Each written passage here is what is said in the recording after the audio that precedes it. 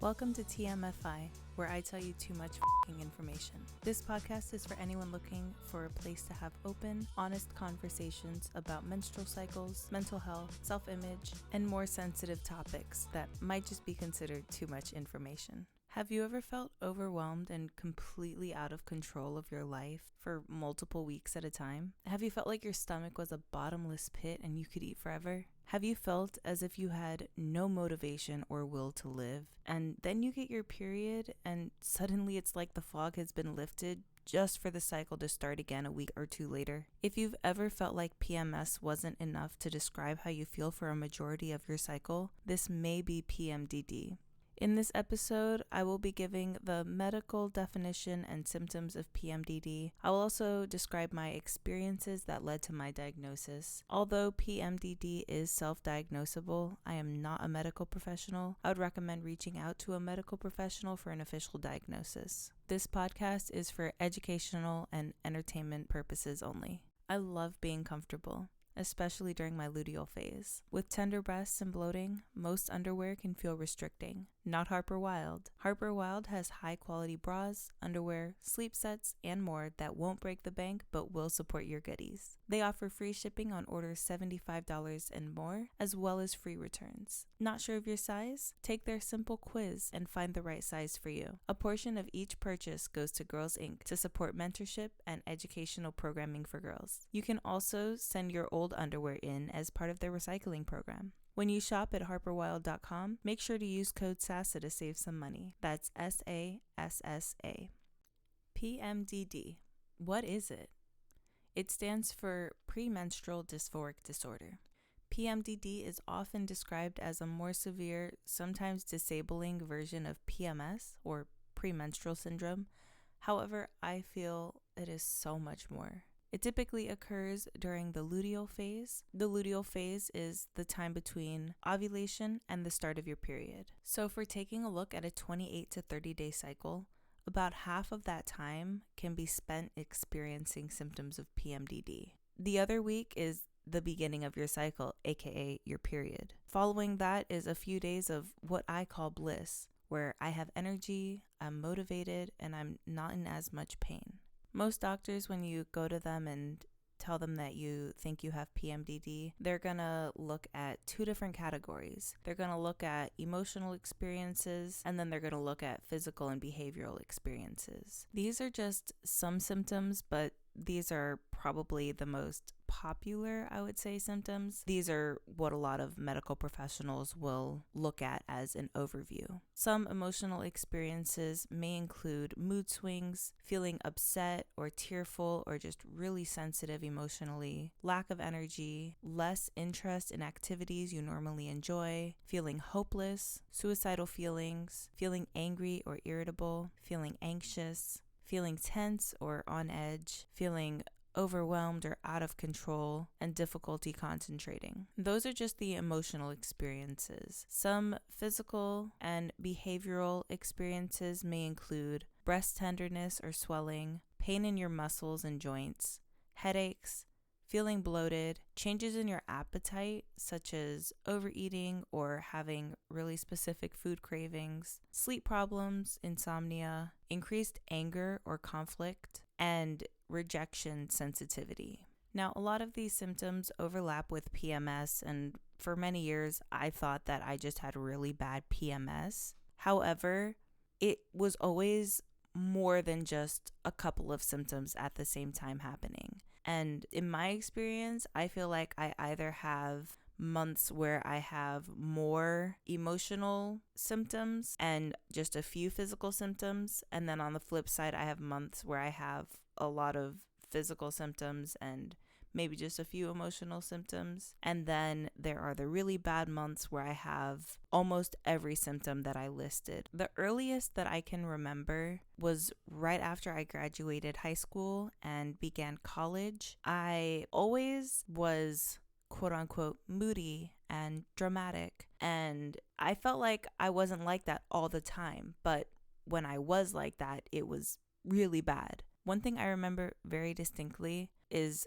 crying on the balcony at my job thinking that I was bipolar. I remember my coworker pulling me to the side and telling me that she has something called PMDD.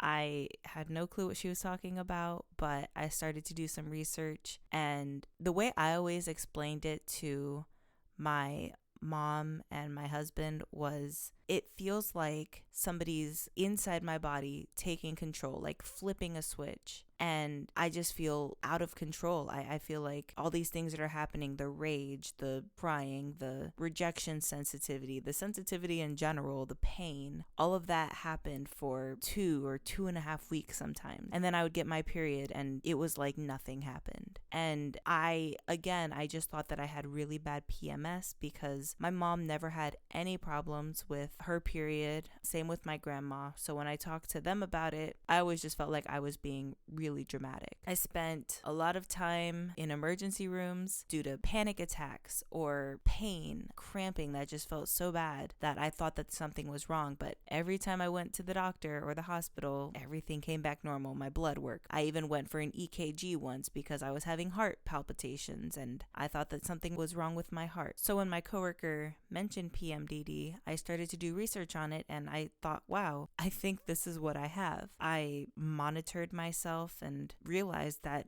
yeah, all of these really bad symptoms that I'm having just coincide with the time right before my period. And when I get my period, I feel fine. And for the next few days to a week even, I'm quote unquote normal, or I feel like the fog has been lifted. I didn't really know what to do with this information at the time. So I just self-diagnosed myself, and for a long time I just lived with, oh, well, it's just PMDD. Like, I just have PMDD. And at least that helped me to feel like I had an answer. Even though I didn't have an official diagnosis, I felt like I had something. When I did go to the doctor, though, for my EKG, my doctor did recommend that I stop eating a few things. She recommended red meat, pork, gluten, and dairy. So I did just that. I stopped eating those things, and I honestly did feel like a lot of the symptoms started to not be as intense. I wouldn't have as much bloating. I ended up losing a lot of weight because I started going to the gym and I was doing yoga, and I was really consistent in my eating, and I went mostly plant-based for a while, and that, along with not eating gluten and dairy, really seemed to help me. However, I did move out of my mom's house and I moved to a new city. I moved away from LA, and for the first few months I was really good with my diet and my yoga. I did yoga every single day. I didn't have a job. I was living off of settlement money and I thought I was fine. I was just smoking weed, doing yoga, and eating my plant-based food, and I can't recall ever having a bad PMDD flare-up. However, when I did have to get a job, I noticed that my habits were changing. I wasn't doing as much yoga, and my diet was still pretty good. I was still doing a lot of the gluten-free, but I did start to eat dairy again, and I worked in a restaurant and I started to gain weight. And then after working in a restaurant, which was extremely stressful, I noticed a lot of those symptoms were coming back. There were a lot of days where it was really hard for me to get out of bed and go to my job. And when I did go to my job, I was really irritable. I just felt like I was losing control again. And from working in a restaurant, I rage quit my job one day, and then I was without a job again, and the stress of all of that just made everything worse, and had stuff going on in my personal life with my family that was really stressful, and all of those things just made the PMDD come back even worse. And it just continued to get worse. From working in a restaurant, then I went and worked in an office, and I was doing customer support. And I distinctly remember having meetings with my manager where he told me I didn't smile enough and I yawned a lot, and that was a problem for him. And stuff like that really would just send me into crying fits. I had panic attacks in the office. It was hard for me to talk to customers because I would just get so frustrated and angry, or the flip side, be really sensitive and start crying. And those just weren't great qualities to have as a customer support agent. So I did end up switching positions. I was a trainer for a while, which was a little bit better. And then I ended up being a digital asset coordinator. So I would get a lot of footage and edit it into videos for the company to post on social media. And I thought that was a job that I wanted, and I really thought that I was going to be happy, but the company's values just didn't align with me, and I still felt really stressed out. And then the pandemic hit, and I was still dealing with grieving and then more sickness in my family. And again, one day I just quit my job and I didn't work for 6 months. So I was able to take more time and go to the doctor and tell them what I was experiencing. And because this was from 2015 that I started tracking my symptoms, I had a lot of documentation, personal tracking that backed up what I was telling the doctors. So it took a few different doctors. I went to a few different gynecologists, but ultimately one finally put on paper my diagnosis of PMDD. They also prescribed me Lexapro and recommended I see a therapist. So I started doing CBT, cognitive behavioral therapy, and I had a really bad experience with my therapist. But having that diagnosis, I really felt like I was going to start to be on the right path. And now I'm working in customer support again. And today, for example, I'm in the beginning of my cycle. So I feel great. I don't have as much anger. Obviously, I still get irritated. Like there are some things that, even though they're symptoms of PMDD, like I'm also still human. People still make me mad and hurt my feelings, make me upset, but just the way I react isn't the same as in my luteal phase. So some days I just have to call out of work, and I only work part-time. I decided that I just can't work a full-time customer support job. It's too much on me emotionally. And so I don't. And it's hard, and it's hard on my wallet. It's hard for my family, but I'm trying to find better jobs and better ways to support myself that also support me through my entire cycle. I also recently started working with a holistic doctor, and the first time I met with my holistic doctor, I cried. And I cried because I felt like I was actually being heard. My doctor also struggles with PMDD, or struggled in the past, and now has better control of her PMDD.